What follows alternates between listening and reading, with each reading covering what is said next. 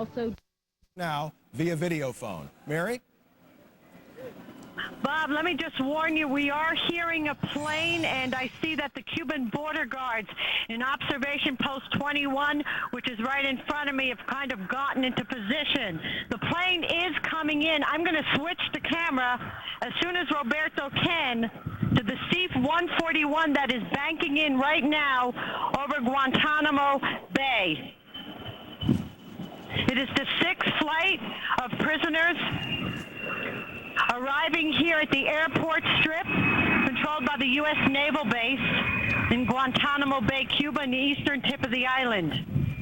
It is arriving, normally it should have been here a good 10 minutes ago. The security measures went onto the tarmac, Bob, at 1 o'clock sharp, and we have been then anticipating this flight since then. The plane is now landing. It's going to go behind a hill, and you're going to lose visual of that for a few seconds. Well, Mary, while we lose the visual on that picture, let me ask you this. Have you seen any unusual security precautions or preparations being made today, in that we're told by our Nora O'Donnell from the Pentagon a few minutes ago that at least some in this new group aren't able to walk? Is there anything you can see in the way of care being laid on for them?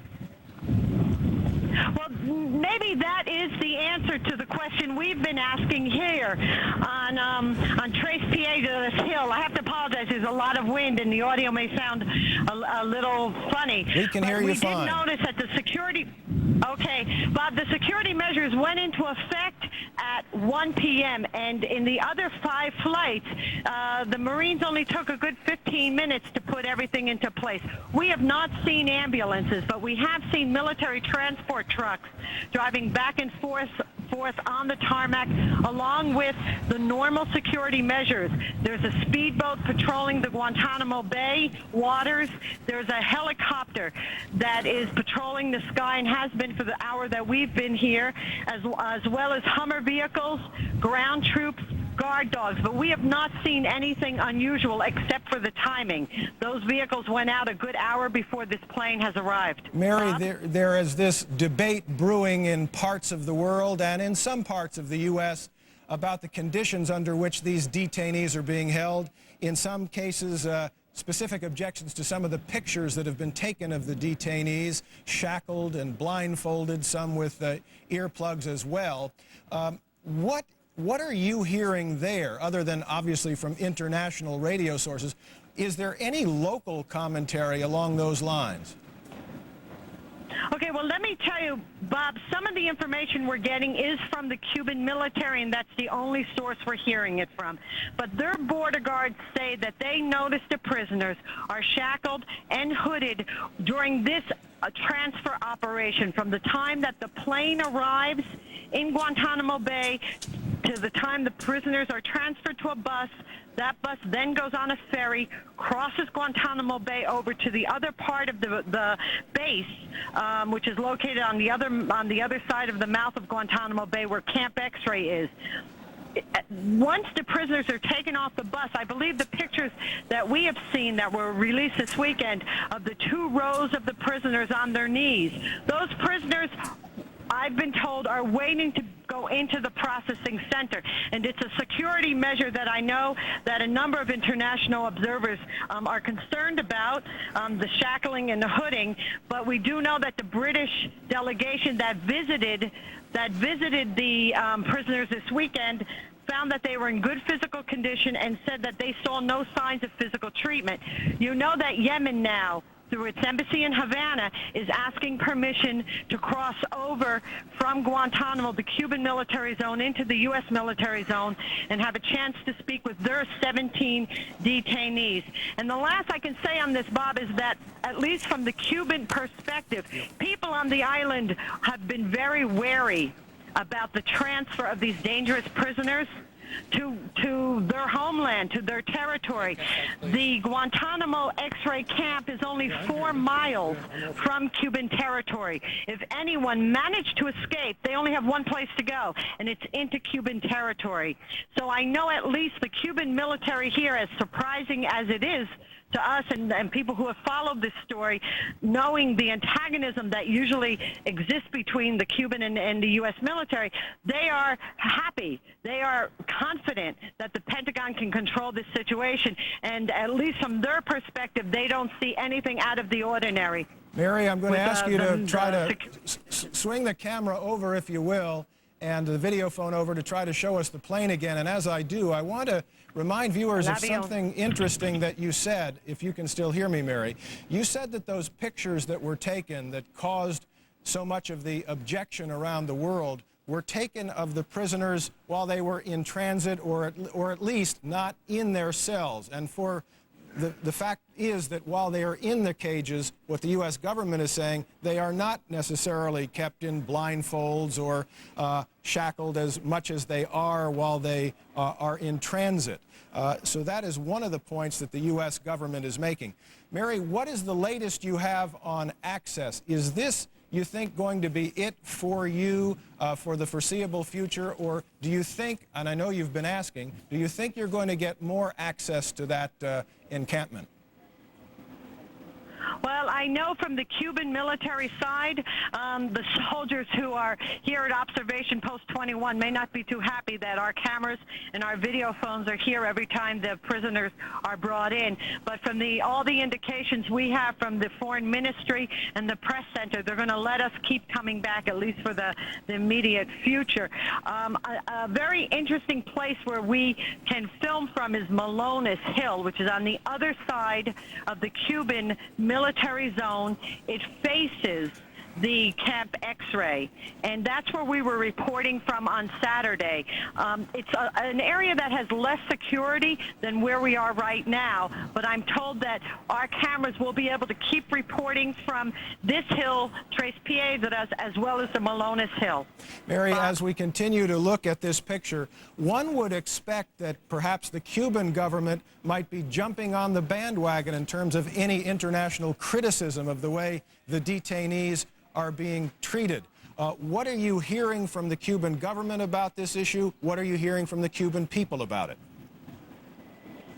The only feedback we had on this question came Saturday during a press conference, an unusual press conference that General Raul Castro, who's head of the Cuban Armed Forces, gave NBC and the news agencies here in Guantanamo.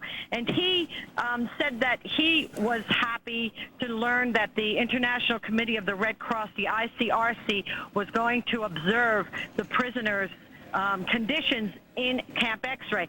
But he stressed that his Army has been receiving information from the U.S. Army across this military zone, the Marines stationed at the Guantanamo Naval Base, and that he has been assured that they are receiving humane treatment, and for him, that's enough. Unusual, Bob, that you hear a Cuban general who actually is Cuba's top military strongman expressing his confidence in what the Pentagon is telling him. This has been his arch enemy for 42 years. But at least as far as the military goes here, again, their concern is security. Their concern is that those prisoners stay on the U.S. side of the Guantanamo territory. Mary, that's interesting. Bob? One logistical question for you as we continue to watch that picture. You've now seen this happen a couple of 3 times. How long is it before that plane ends its taxiing, gets to where it's supposed to be, till the prisoners actually get off the plane and head out? Well, we've had 2 different scenarios, Bob. When the plane is carrying cargo, it takes a little bit longer. It could take up to 20 minutes to unload the cargo, and then the doors of the plane open. When the doors of the plane open, you can see a group of Marines who seem unarmed, at least from our vantage point, going into the plane. And it's our understanding from the border guards, the Cuban border guards, who can see this much better than we can because they're in an observation tower 4 stories higher than we are. Those Marines form a security zone that allows the 2 Marines to take down each prisoner one by one. Again, though, those were prisoners who could walk. That process took 30 minutes. The first day it took a little longer, but after the Marines refined this operation, and it really is working with a military precision, as well as employing maximum security. It takes them about 30 to 40 minutes to remove all prisoners. Mary, let me keep you standing by there for us, and of course jump in if you have anything else to tell us or if you see anything. I'm also going to bring into the discussion our MSNBC military analyst, General Bernard Traynor, as we look at these pictures. General Traynor, you know, you have a situation on this day where, admittedly, the left-leaning paper in London, the Mirror, calls the treatment of these detainees barbaric. Is there trouble ahead for the Bush administration on this? No, I think that's a little bit of hyperbole from Fleet Street. I think and perhaps Jack Straw, the foreign minister, perhaps spoke a little prematurely. It certainly wasn't being fair. I mean, nobody had been in there to investigate. Now a British team has been in there. The Red Cross has been in there. But I think we have to remember that these people are not prisoners of war. They are not entitled to the provisions of Article 4 of the Third Geneva Convention of 1949, which lays out how you should be handled prisoners. These are criminals. But, General, what do you make of the folks who say they should be prisoners of war? That should be their status. The United States calls them, unlawful combatants. Well, I think that's a euphemism for criminals.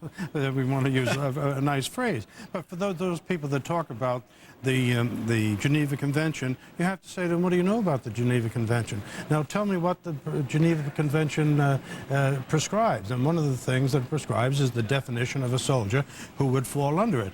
And none of these people meet the 4 criteria. Well, and Defense Secretary Rumsfeld has said they don't wear uniforms. So that's one of the criteria. The other is a recognized hierarchy of command, a chain of command. Another is carry your weapons openly. And the fourth and the final one, which covers not only the Taliban captives, but the Al-Qaeda captives, and that is they must have subscribed to and act in accordance with internationally recognized norms of warfare. And conducting terrorist camps and killing civilians and hiding weapons in mosques and hospitals violates that, and they are in fact war criminals. General, it's hard for me to see at this angle, but I believe the doors are opening on that plane. We're going to go back now to Mary Murray, who is at Guantanamo. Mary, what do you see? Exactly, Bob. About 3 seconds ago, the doors opened on the plane. We're waiting to see if first comes out cargo or if the prisoners will be removed. I'm also being told, quite interestingly, that the plane was given authorization to fly over Cuban airspace. This is not the first plane, but not all of them have requested permission to fly over Cuban airspace. This plane did. It may in part be to these heavy winds that are out here today. But it was given permission by the Cuban military to come into Cuban airspace and to land at the U.S. Naval Airstrip. As we wait for those detainees, those unlawful combatants, or as some would want them called, prisoners of war, to get off that plane, a reminder that our Nora O'Donnell is reporting from the Pentagon that not only are the detainees permitted to pray, I think it's 5 times a day, but tomorrow I believe the United States is going to fly in an Islamic cleric who can be there on the scene for the detainees and provide them some guidance. As we wait now for these detainees to come out, you're looking at the pictures that caused such a ruckus in parts of the world and among some human rights advocates in the United States over the weekend. These are detainees who, once they are on scene there in Guantanamo, are held in 8 by 8 foot chain link cages. They have corrugated metal roofs on their cages, concrete floors. There's a mat for them to sleep on, a mat for them to use to kneel and pray. They get 3 meals a day, and they are also permitted to exercise. It's interesting to note that a British delegation which went in, interviewed some of the prisoners, came out and said the prisoners did not have any formal complaints to make to them. Right now, the International Commission of the Red Cross is on scene, examining the conditions, trying to speak with the prisoners. The interesting dilemma for the Bush administration may follow if the International Red Cross comes out and cites some concerns and calls on the Bush administration, calls on the Pentagon to somehow take action on what the International Red Cross sees. You're looking at the plane in Guantanamo. We'll be back with more coverage of the next group of detainees arriving in a minute. MSNBC's News Ticker is brought to you by GE.